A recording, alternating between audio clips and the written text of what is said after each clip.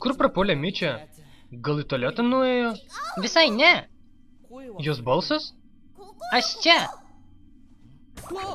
Kodėl tu sumažėjai?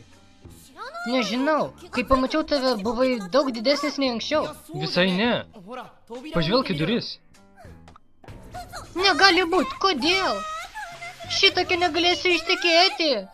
Ką man daryti, Takeshi? Velnes, ji visai sužlugdyta. Manau, atgausiu savo išvaizdą, kai laimėsim visas dvikovas. Turbūt tai viena iš senių išdaigų. Pagaliau paskutinės durys. Mičia, laimėsiu dėl tavęs. Takeshi? Atrodo, tavo rūbus galima parduoti brangioje Akihabaroje.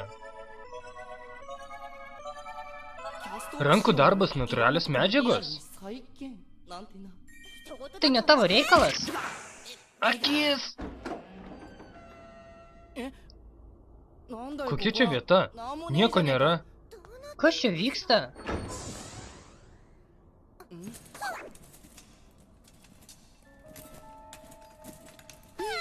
Tai mūsų priešininkas?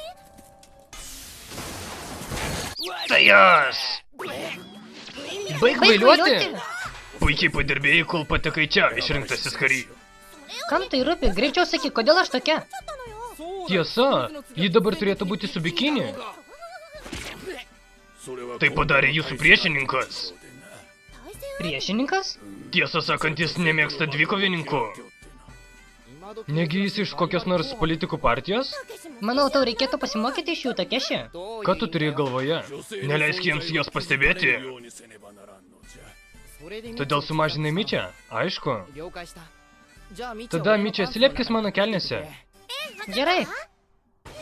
Kodėl turėčiau slėptis tavo kelnėse, pakvaišai? Tu, iškrypėlį, tu, šik... Manau, bus gerai ir čia. Puiku, eime.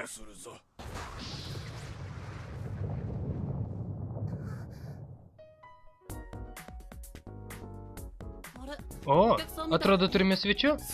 Taip, Kodi. Jie panašus į politikus.